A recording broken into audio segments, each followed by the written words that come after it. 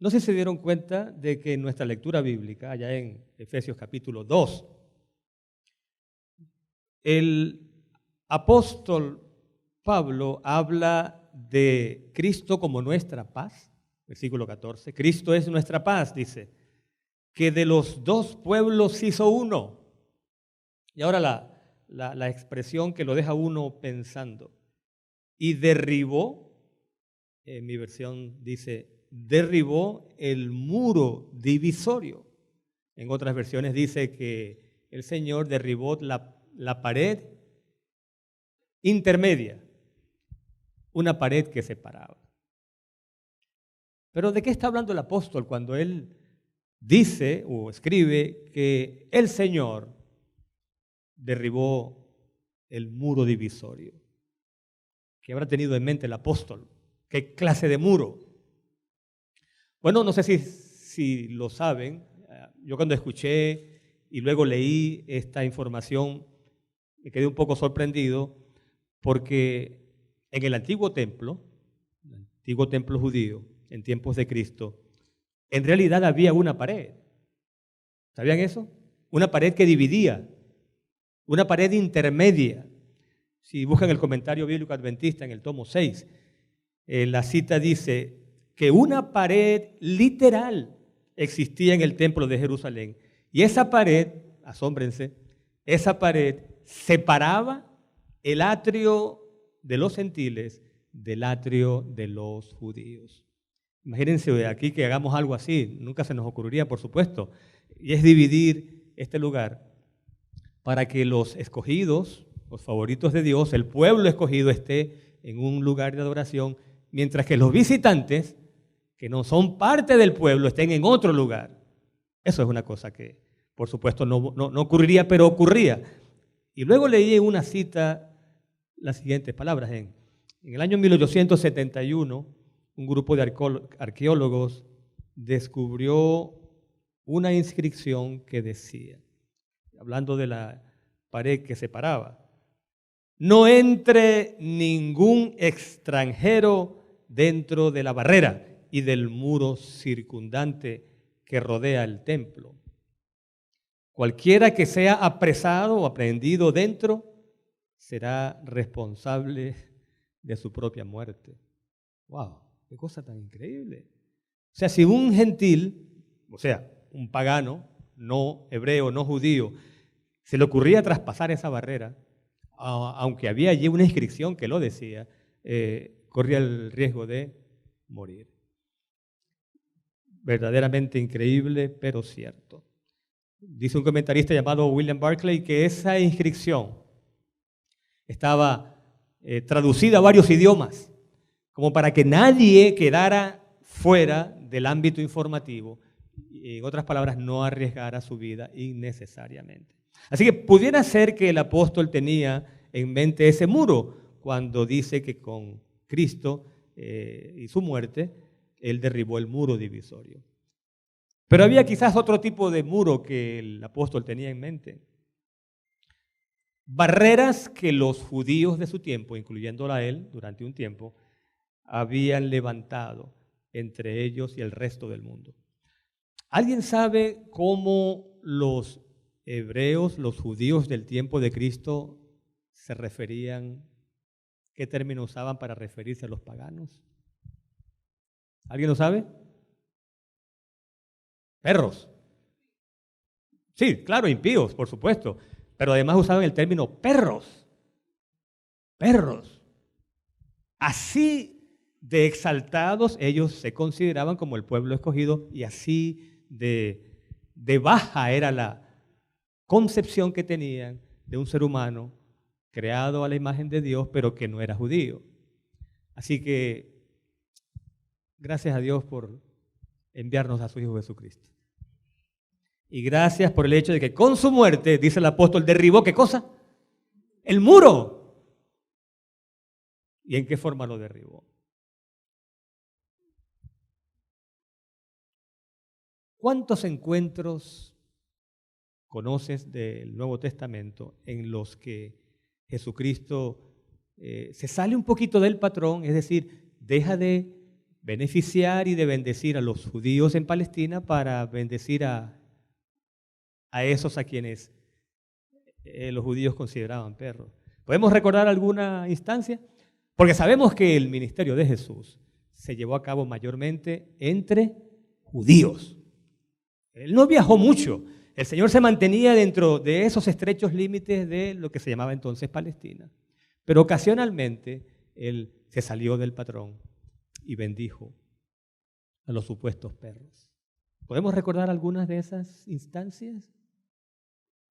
Por ejemplo, la mujer sirofenicia, me hubiera gustado que se mencionara de último, porque de ella voy a hablar, pero vamos, ese es uno. La mujer que vivía por allá por Tiro y Sidón, al norte de Palestina. Pero además, en una ocasión, alguien dijo, oh, Señor, no soy digno de que entres en mi casa. Solo di qué cosa, solo di la palabra. Wow, el Señor quedó asombrado, dice, no he visto semejante fe ni siquiera en mi pueblo. Era un centurión, romano. Si estamos hablando de un romano acá. ¿Algún otro momento en el cual el Señor se sale del patrón, por decirlo así, y ahora lleva bendiciones a miembros de la raza, bueno, del mundo en general, no judía? La mujer samaritana. Creo que nos demoramos mucho en pensar en ella. Y ese ejemplo me gusta mucho porque he leído, el autor es William Barclay, y eso se puede encontrar en cualquier libro, comentario bíblico. Dice este autor, William Barclay, que el viaje desde Judea a Galilea, en una línea recta, duraba 3 días. Pero 3 días si pasabas por Samaria. Sin embargo, los judíos ortodoxos no atravesaban Samaria. Preferían dar un rodeo. Y ese rodeo, para llegar a Galilea, tomaba 6 días. Pero preferían dar el rodeo y demorar en el viaje el doble de tiempo con tal de no pasar por Samaria. ¿Y por qué no? ¿Y por qué no pasar por Samaria? ¿Qué problema había con Samaria? Bueno, eran odiados. Eran enemigos. Judíos y samaritanos eran enemigos. De hecho, eran medio hermanos. ¿Recuerdan por qué razón? Bueno, es que Samaria era la capital del antiguo reino de Israel. ¿Se acuerdan cuando se divide en las 12 tribus? 10 quedan con la capital en Jerusalén, 2 con la capital en Samaria. Eran realmente parientes desde el punto de vista genealógico. Sin embargo, cuando cae Samaria, los asirios invaden y según su política traen gente de distintos pueblos extranjeros para que nunca más se levante una rebelión. Entonces, esos colonizadores que llegaron, traídos por los sirios, se mezclaron con los samaritanos que quedaron y de allí surgió una raza híbrida que no era judía del todo ni era pagana del todo. Y entonces, los judíos ortodoxos no querían saber de los samaritanos porque en la sangre de ellos había sangre pagana también. Así que se maltrataban, ningún judío pasaba por Samaria, pero dice la Escritura que el Señor Jesús pasó por Samaria. Y dice, tenía que pasar por Samaria. ¿Para qué? Bueno, porque él sabía que hacia el mediodía, durante la peor hora del día, con el calor calentando en forma inclemente, una mujer que no era muy querida en el pueblo, porque había tenido ¿cuántos esposos? Había tenido 5. Pero ahora el que tenía no era esposo, sino que vivía con él. O sea que vivía en pecado. O sea, era el número 6. Entonces, esta mujer no solamente era odiada por los judíos, sino también por su propia gente.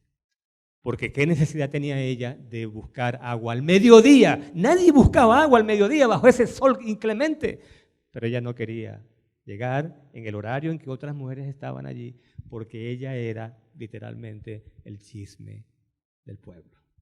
Pero el Señor Jesús fue hasta allá. Justo al mediodía llegó al pozo de Jacob, porque tenía algo para ella. ¿Qué fue lo que el Señor le dio? Agua que salta para vida eterna. Y ahora mencionamos, también el Señor estuvo, ¿recuerdan Gadara? ¿Gadara? ¿Le suena el nombre Gadara? ¿Qué pasó en Gadara? Oh, el Señor se traslada allá un lugar no judío para bendecir. Un evangelista dice que era un endemoniado, otro dice que eran dos. Hay una explicación para eso, pero no vamos a entrar. Lo cierto es que estos endemoniados, estos hombres tenían legiones de demonios que se habían apoderado de su mente, y hasta allá fue el Señor para bendecirlo. Pero el caso que me interesa en esta mañana es el de la mujer que conocemos como Ciro Fenicia, una mujer cananea. Y hay varios evangelistas que registran el relato, pero vamos al libro de Mateo, porque hay cosas súper interesantes que vamos a encontrar allí y que nos van a alimentar espiritualmente. Capítulo, ¿qué dije? 15 de Mateo. He aquí que Jesús sale de Palestina,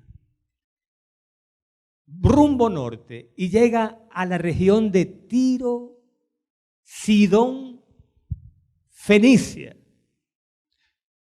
Ese era territorio pagano.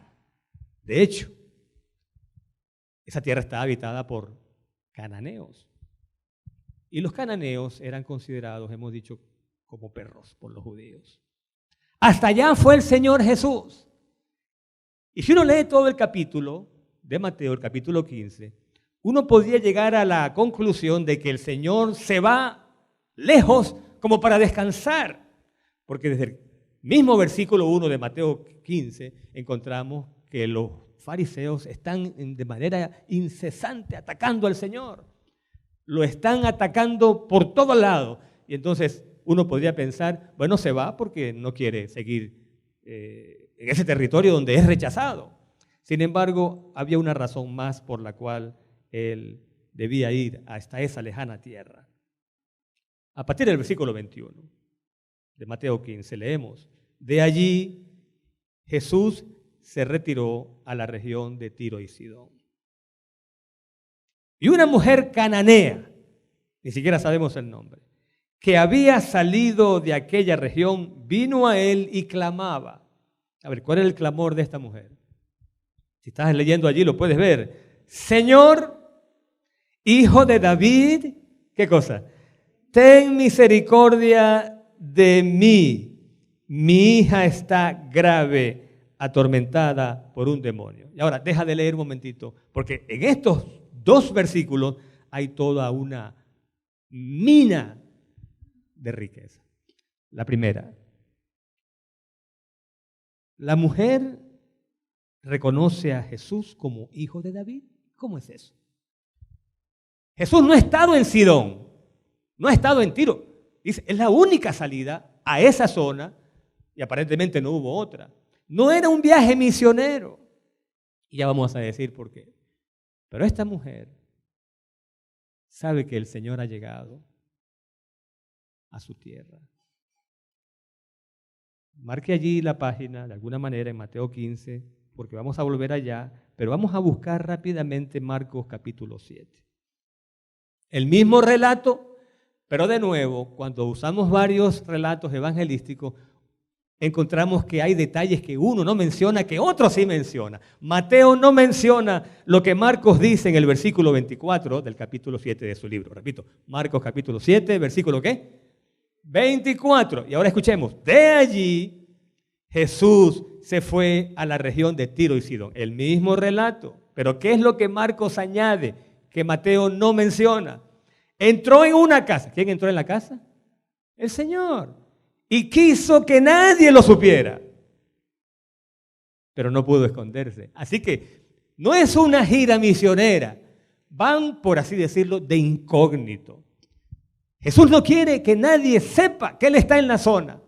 Y llega a un lugar que no sabemos cuál fue y quiso que nadie se enterara. Pero ¿quién se enteró? ¿Quién lo descubrió en su escondite? ¿Quién supo que allí estaba el Señor? ¿Y en qué casa? Bueno, ya que usted marcó Mateo 15, vamos a volver. La mujer se enteró. ¿Sabía ella que Él estaba allí? Sí. ¿Y sabía Él que ella tenía una necesidad? Esta pregunta Pues la respuesta es más obvia. ¿Sabía el Señor Jesús cuando salió rumbo a Sidón y a Tiro? ¿Sabía él que había ya una mujer cananea, pagana, que tenía una gran necesidad? ¿Lo sabía? Bueno, vamos a leer en El Deseado de todas las gentes, que es un libro que, como ustedes se han dado cuenta, cito mucho, dice en la página 366. Escuche usted, ¿por qué el Señor Jesús viajó tan lejos? Cristo conocía la situación de esta mujer. ¿Conocía o no? Cristo sabía cuál era el sufrimiento de ella. Él sabía. Oiga, esta parte me gusta muchísimo. La tengo subrayada en rojo y luego resaltada en amarillo. Él sabía que ella anhelaba verle. Y ahora dice, y se colocó en su camino. ¿Quién se colocó en el camino de quién? ¿Quién se colocó en el camino de quién? Él desvió la ruta, así como ocurrió con la mujer samaritana, que él fue hasta allá porque sabía que a tal hora del día ella llegaría. Desvió su itinerario, su gira misionera para llegar al corazón de esta mujer. Así dice acá, él conocía del sufrimiento de ella y se colocó en su camino. Y ya aquí, yo siempre dejo las lecciones para el final, pero voy a mencionar la número 1 porque el momento es preciso. No importa cuál sea tu dolor, cuán profundo sea. No importa cuán grande sea la angustia que tú tienes en este momento, por cualquier problema que estás enfrentando. Dios lo sabe. Dios lo conoce. En momentos dados podrías pensar que nadie se preocupa de ti, que estás solo o sola con tu carga, pero la primera lección esta mañana es que alguien sabe por lo que estás pasando. Y ese alguien no solamente sabe, sino que además va a hacer algo al respecto. Tengo una cita aquí de un autor, él ya murió, ex sacerdote católico, y él dice algo así como, escucha esta belleza, se llama Walter Burgard. Tu vida cristiana no tiene sentido a menos que creas que en este mismo momento Cristo sabe qué te está causando dolor. Qué cita tan hermosa. Dice, ¿eres cristiano? Tú dices sí. ¿Crees que Cristo conoce tus angustias? Si tú tienes dudas, Él dice, entonces no eres cristiano. Porque todo cristiano sabe que no importa cuál sea su situación, Cristo conoce su dolor. Así que estás en el lugar adecuado. En este momento estás en el lugar adecuado porque estás escuchando la gran verdad de que cualquiera sea tu situación, Cristo la conoce. Entonces, Él sabe que ella está sufriendo, se dirige en esa ruta, no hay una gira de por medio, no hay una agenda apretada, Él va solo por ella. Pero se quiere mantener incógnito y ella de alguna forma lo descubre y dice, hijo de David. En otras palabras, reconoce que Jesús es el Mesías. Estás reconociendo que Jesús es el Mesías. Ahora, cualquiera podría decir, pero ¿acaso que los cananeos no tenían dioses a los cuales acudir? ¿Tenían o no tenían dioses? A ver, algunos de esos dioses los conocemos por nombre porque están en el Antiguo Testamento. Algunos de ellos. Baal era uno. Astarte, diosa de la fertilidad, diosa de la guerra, madre de todos los dioses. Astarte era la número 1 en su panteón, por decirlo así. ¿Había orado ella a Astarte? Bueno, suponemos que sí, porque lo primero que hace un hijo de un Dios que está en necesidad es pedir a su Dios. Ha pedido con toda seguridad. Quizás durante años ha agonizado y no pasa nada. La hija sigue siendo atormentada, como dice el relato. ¿Por qué? Un demonio y no hay nada que ella haya podido hacer. Y ahora se entera cómo llegan las noticias en un tiempo en que no hay internet. ¿Cómo se entera ella en Tiro y en Sidón, por allá Fenicia, que en Palestina hay alguien que no solamente tiene poder para sanar, sino que ama a todo aquel que se acerca con una necesidad. Entonces, hijo de David. ¿Y cuánto le habrá costado decir, hijo de David? ¿Por qué razón? Alguien que me diga, ¿por qué no pudo haber sido fácil para esta mujer haber acudido al Señor Jesús? ¿Por? ¡Claro! Dios arrasó con todos sus antepasados. Ella tiene razón para odiar a cualquier judío. Dios dio la orden, ¿la recordamos? Que esos pueblos fuesen desarraigados por completo. Así que tradicionalmente la enemistad era como de un abismo entre el hebreo y el cananeo. Ella ha podido abrigar ese resentimiento, no acudir al Señor y al final habría significado la muerte de su hija. Pero poniendo a un lado todo prejuicio, ella reconoce al hijo de David como alguien que puede sanar a su hija. Y entonces dice, recordamos las palabras, ten misericordia de mí. ¿Por qué dice de ella? La que estaba enferma era la hija. ¿Quién era la que estaba enferma? Era la hija. Pero ella dice, ten misericordia de ¿quién? De mí. Porque la madre que tiene un hijo enfermo es como si la enfermedad la padeciera la madre. Mi hija está grave, atormentada por un demonio. Y ahora viene la parte que este pasaje, tú lo puedes leer 1000 veces y nunca dejarás de sentir, casi visualizar lo que esta mujer padeció. Vamos a notar cuántos golpes recibió.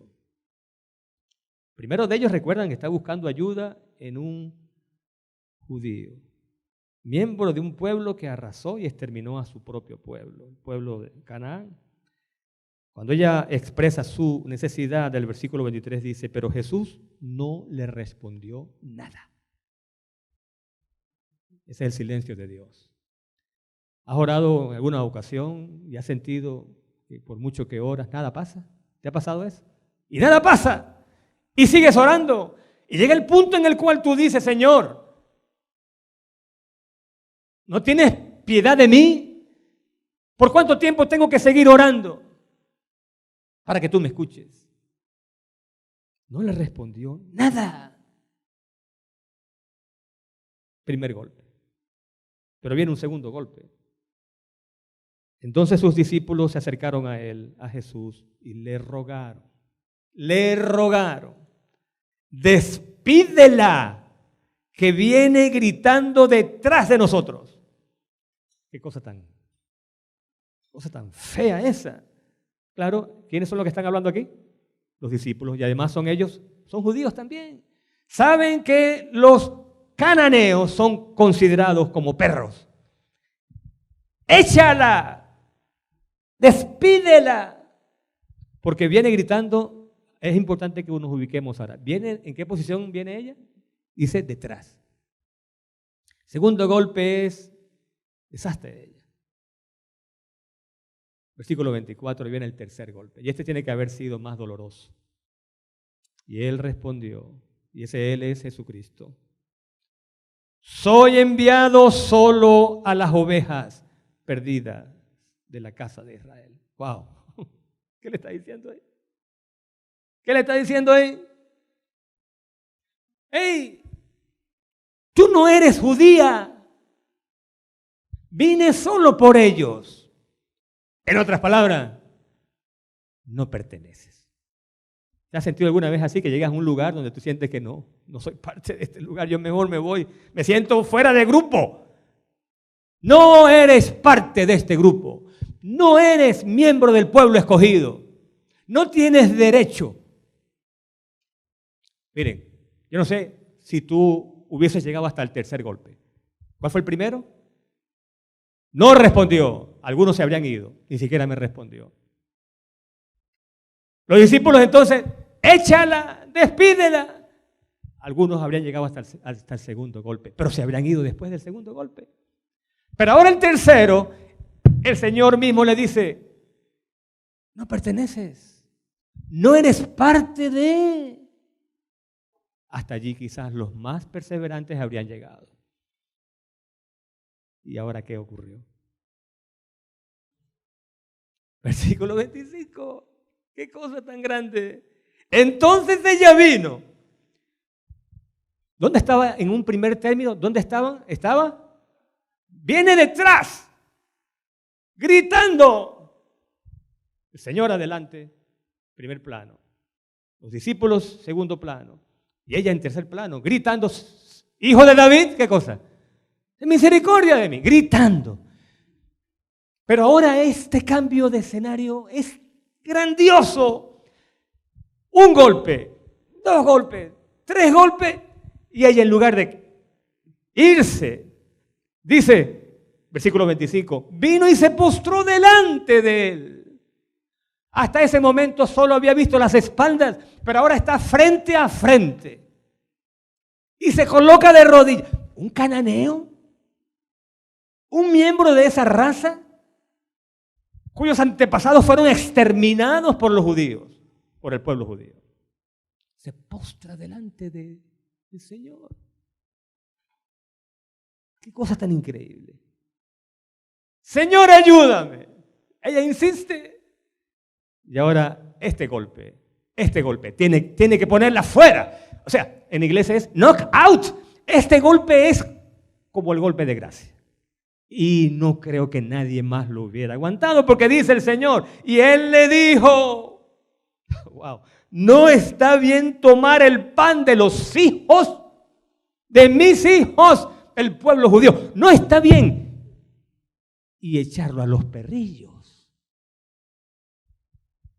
Le dijo perro. Le dijo perro. Oh Dios, suficiente como para decir, ya no aguanto más. Bueno, antes de explicar lo que el texto nos está diciendo, debo decir que la palabra griega que se usa aquí para perrillos no es la misma que se usa para perros. Jesús no está hablando del perro callejero. Perrillos son las mascotas domésticas que son objeto del amor y el cariño de los que moran en la casa. ¿Tienes alguna mascota en tu casa? ¿Algún perrito? ¿Y cómo lo tratas? ¿Verás que con cariño? ¿Lo alimentas bien? ¿Lo consideras así? ¿Lo trata? Algunos sienten como que si el perrito, la mascota, es parte de la familia. Y ellos como que se sienten parte de la familia. Jesús no está diciendo, eres un perro, en el sentido en que el judío decía que el cananeo era un perro. Lo que está diciendo es una escena muy familiar, y es que cuando algunos perritos tienen la costumbre, no voy a decir la mala, pero sí la costumbre, de que cuando los amos están comiendo, ¿qué hacen ellos? Se colocan cerca de la mesa, porque nunca falta quien les da comida. Nunca falta. A veces escondidos los niños, a veces por debajo de la mesa los niños les dan. Y los padres ni se dan cuenta. Y el perrito sabe que, porque él va, porque sabe que alguien le va a dar. La escena es esa. El Señor está diciendo, no puede ser que los hijos coman y le den a quien no es parte de la familia. Pero aquí viene ella con esa respuesta. Ella replicó, versículo 27, sí, Señor, yo sé que es así, sí, Señor, pero aún los perrillos comen las migajas que caen de la mesa de su amo. Oh, Dios, ya. ¿Qué dijo el Señor? Entonces Jesús respondió, mujer, grande es tu fe, sea hecho como quieres. Y la hija quedó sana desde esa misma hora. Bueno, esto es grandioso. Un lingüista, si aquí hubiera, no sé si alguien aquí es del área de la lengua, lingüista, analítico de la sintaxis de los idiomas, pero un lingüista entendería fácilmente qué estaba pasando allí. Lo que estaba pasando era esto. Dicen los lingüistas que normalmente nos comunicamos en 2 niveles. El nivel de lo que decimos, que es el nivel de contenido, y el nivel de cómo lo decimos, que es el nivel de la relación. Imaginemos 2 esposos, marido y mujer. Cuando un marido le dice a su esposa con un tono de voz muy cariñoso, ¿y cómo está hoy, por decir algo, mi gordita? ¿Cómo está mi gordita? Con cariño. Ella a lo mejor no se va a ofender, sino que va a decirle a él, probablemente, yo estoy bien, tu gordita está bien, ¿y cómo está mi loquito? Él le dice gorda, ella le dice loco, y sin embargo, en ese momento están disfrutando de esa relación tan estrecha que los une, al punto de que pueden decir cosas que dichas a otras personas pueden parecer ofensivas. ¿Nos estamos entendiendo? El nivel del contenido es lo que tú dices, pero depende más de lo que dices, depende de cómo lo dices. Si lo dices con cariño, si tus gestos, la expresión de tu rostro, las palabras, el tono de voz, transmite cariño, aunque digas una cosa que puede ser malentendida en otro ambiente, esta otra persona lo va a entender. En otras palabras, lo que está ocurriendo aquí es esto. El Señor Jesús está diciendo cosas aparentemente duras, pero ella está entendiendo que el tono de voz lo delata. La forma como dice las cosas lo delata. Es decir, el tono de voz. Y me imagino cuando ella se cambia de posición y se coloca frente a él, y ahora se postra delante de él y ve su rostro, cuando él dice, es que no está bien tomar el pan de los hijos y echarlo a los perrillos. Ella está viendo a sus ojos y lo que ve en ese rostro divino es puro amor, pura compasión. No puede ser que me esté diciendo aquello otro, me lo está diciendo de una forma, como que si me está invitando a seguir, a no perder la fe, a no perder el ánimo, porque algo grande va a ocurrir. Grande es tu fe, sea hecho como quieres. ¿Qué cosas buenas ocurrieron ese día? Vamos a ver. Ahora estamos entrando en el punto de las conclusiones. ¿Qué cosas ocurrieron ese día? Cosas buenas. Número 1, vamos a decirlo. Número 1, ¿fue sanada la hija? Sí, sanada. Milagro. Un milagro a distancia. Un milagro a distancia que nos enseña la gran lección de que el Señor Jesús no tiene que estar físicamente aquí para que el milagro se produzca. El milagro puede ocurrir aunque Él esté a 1.000.000 de kilómetros de distancia. El poder de Dios es tan grande que basta con que Él lo desee. Basta con que Él desee o diga la palabra, como el centurión mencionó, para que el milagro ocurra. Entonces, la pregunta inicial fue, ¿hay algo que te esté causando dolor? ¿Hay alguna angustia en tu vida? ¿Alguna preocupación? ¿Hay algo que te quita el sueño? Dios no solamente lo sabe, sino que en este mismo instante el milagro puede ocurrir. Aquí, en este momento. ¿Amén? Aquí y en este momento el milagro puede ocurrir, porque Cristo no tiene por qué estar aquí presente para que el milagro se produzca. ¿Qué más ocurrió ese día de bueno? Bueno, la hija sanó. Y uno podría decir, bueno, ya con eso, ya, eso era lo que ella quería. Pero ¿saben qué ocurrió en el libro El deseo de todas las gentes? De nuevo, dice que esta mujer no solamente recibió la bendición de la curación de su hija, sino que reconoció inmediatamente a Jesús como el Redentor. En otras palabras, lo reconoció como Dios y Señor. Doble milagro. La hija queda sana. Ella reconoce en Jesús a Salvador del mundo. Una cananea. Eso fue un milagro. ¿Y allí terminó todo? No. ¿Saben por qué?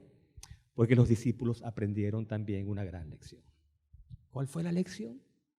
Despídela, Señor, porque da voces, porque no nos deja porque ya está fastidiosa. Despídela. ¿Qué lección aprendieron los discípulos ese día? La lección que tú y yo hemos de recordar siempre, y es que el Evangelio no es patrimonio de ninguna raza, de ninguna nación. Todos somos hijos de Dios. ¿Cómo lo dijo el apóstol? Ya no hay judío ni griego, ya no hay esclavo ni libre, ya no hay hombre ni mujer, todos somos uno en Cristo Jesús. Así que si alguien llegó aquí con la idea de que por ser de una nación o de cierta denominación ya es más u ocupa un lugar más elevado en la familia de Dios, pues está equivocado, porque todos somos hijos y a todos nos ama por igual. Escucha esta joya. Aquí está. Como un pastor terrenal, Jesús conoce sus ovejas. Asimismo, el divino pastor conoce su rebaño esparcido por el mundo. Jesús nos conoce individualmente y se conmueve por el sentimiento de nuestras flaquezas. Nos conoce a todos por nombre. ¿Cuál es su nombre, perdón? ¿Su nombre? ¿Cuál es su nombre? Sí. ¿Al 12? Dios conoce su nombre. ¿Es suyo? Dios te conoce por nombre, Pedro. ¿Tu nombre? Haydrin, Dios te conoce igualmente. Pero no solamente conoce tu nombre. Oye esto. Dice, conoce la casa en que vivimos. Conoce tu dirección. Sabe dónde tú vives. Dónde trabajas. Y dice más. Conoce el nombre de cada ocupante que vive en tu casa. El nombre de cada miembro de tu hogar.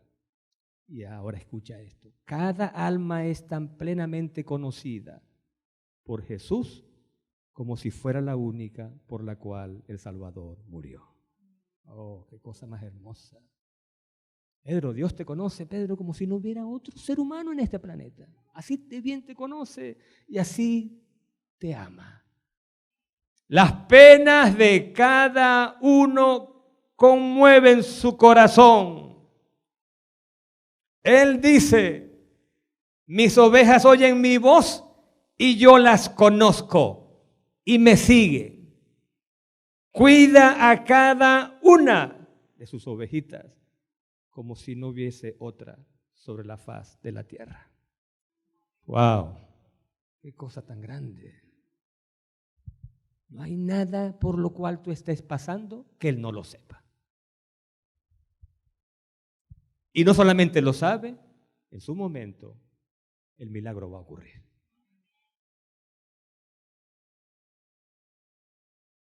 Lecciones. Número 1, el Evangelio no es patrimonio de ninguna raza en particular, ni de ninguna nación. Es para toda criatura. Número 2, el valor de un alma. ¿Hasta dónde viajó el Señor?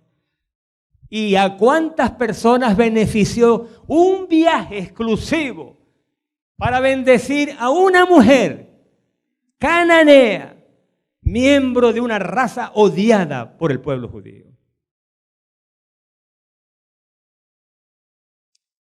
Y número 3, y de todas las lecciones, esta es la que más me gusta y la he dejado para el final. ¿Cuál fue la expresión que ella usó, que la repetía y la gritaba al punto de ya tornarse insoportable para los discípulos? ¿Cuál fue la expresión? Cuando descubrió no el escondite, pero cuando descubrió el lugar donde el Señor estaba y del cual no quería que nadie supiera, ¿qué era lo que ella decía? ¿Cuál fue su pedido? Ten misericordia de mí. Eso fue todo. No fue un discurso largo. Ella sabía que quería y ella sabía que Él podía. Hasta el punto que llegó a decir, Señor, aunque sean migajas, yo quiero que tú me des tu bendición. Y aquí está la segunda lección. Ella pidió migajas. ¿Y qué le dio Él? Migajas. No. Nuestro Dios no es un Dios escaso. Nuestro Dios es un Dios de abundancia. Tú le pides migajas y Él te da un banquete, pero un banquete de esos que uno los ve solo en sueños. Es un Dios de abundancia. Cuando Él multiplica los alimentos, sobran, como para llenar 12 cestas.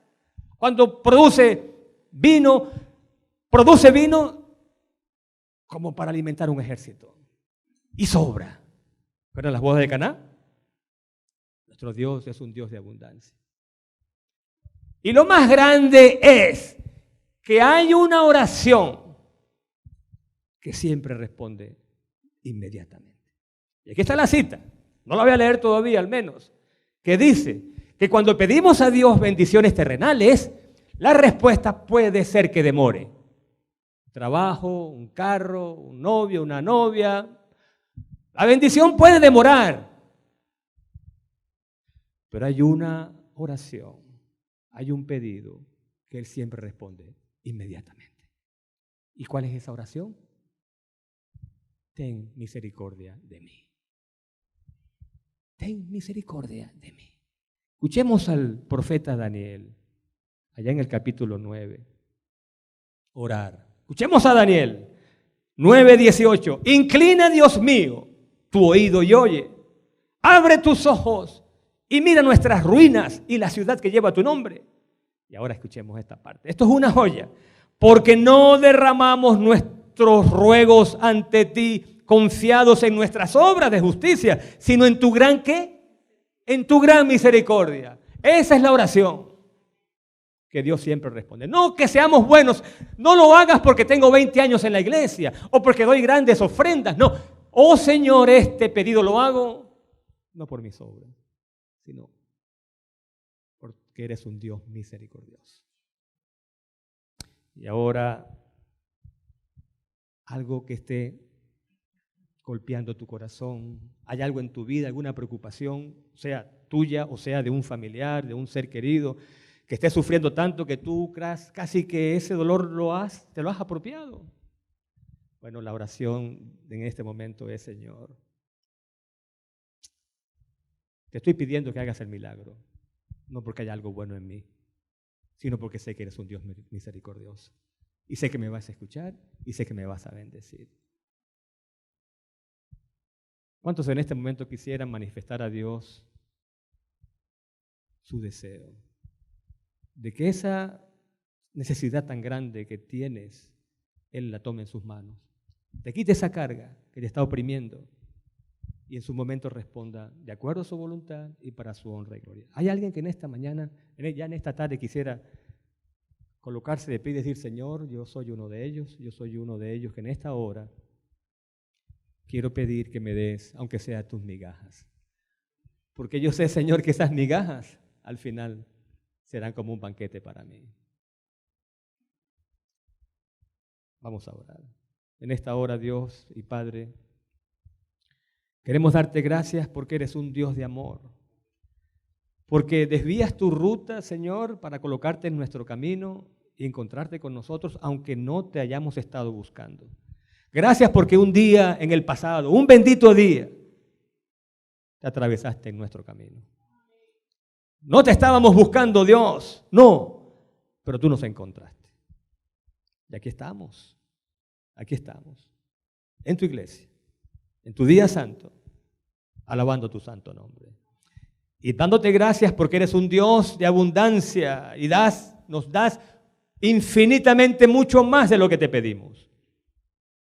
Y ahora, Señor, una vez más, colocando ante ti ese problema que tenemos, ese problema personal, ese problema familiar, ese problema laboral o ese problema moral, y pedirte, Señor, que nos quites de nuestro corazón la preocupación y nos des tu paz. La paz que excede todo entendimiento y que es el resultado del perdón de nuestros pecados. Con acción de gracias lo pedimos en el nombre bendito de nuestro Señor Jesucristo. Amén.